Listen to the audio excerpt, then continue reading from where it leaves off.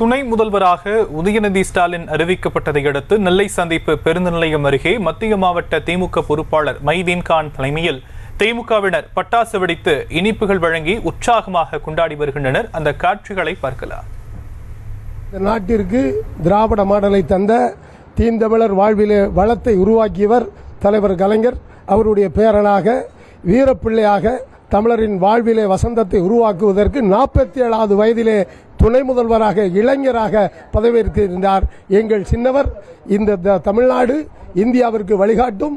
அந்த வழிகாட்டில் முன்மாதிரியாக சின்னவர் என்று துணை முதல்வராக வந்திருக்கிறார். அவர் முதல்வராக வருவார், இந்த இந்தியாவிற்கு வழிகாட்டுவார். பேரறிஞர் அண்ணா சொன்னார், ஓய்வை விரும்புவோர் சாய் நாயற்காலி சாய்ந்து கிடப்போர் ஒதுங்கி நில்லுங்கள், இளைஞர்களே வாருங்கள்னாரு. திராவிட முன்னேற்ற கழகத்துக்கு புது ரத்தம் பாய்ச்சப்பட்டிருக்கிறது. இன்றைக்கு உதயநிதி செயல்படக்கூடிய ஒரு துடிப்புள்ள இளைஞர் துணை முதல்வராக இருக்கார். இது நாட்டு மக்களுக்கு, திராவிட முன்னேற்ற கழகத்தினருக்கு எல்லோருக்கும் மகிழ்ச்சி.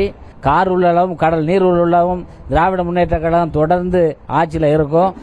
உதயநிதி என்ற பெயரிலேயே கட்சியினுடைய சின்னத்தினுடைய பெயரையும் கழகத்தை 50 ஆண்டுகள் கட்டி காத்த கலைஞருடைய பெயரையும் இணைத்து உதயநிதி என்று அருமை தலைவர் கலைஞர் அவர்கள் அழைத்த பொழுது நாங்கள் எல்லாம் சந்தோஷப்பட்டோம்.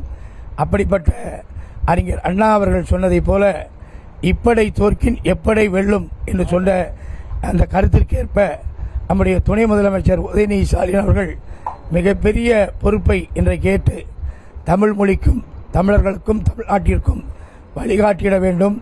முதல் துணை முதலமைச்சர் கலைஞருடைய பேரப்பிள்ளை, தமிழ்நாட்டினுடைய முதலமைச்சருடைய செல்வ மகன், தமிழ் இளைஞர்களுடைய இதயத்தில் குடியேறி இருக்கின்ற உதயநிதி ஸ்டாலின் பல்லாண்டு வாழ்க, பல 100 ஆண்டு வாழ்க, வெல்க திராவிட முன்னேற்ற கழகம் என்று சொல்லி விடைபெறுகின்றேன்.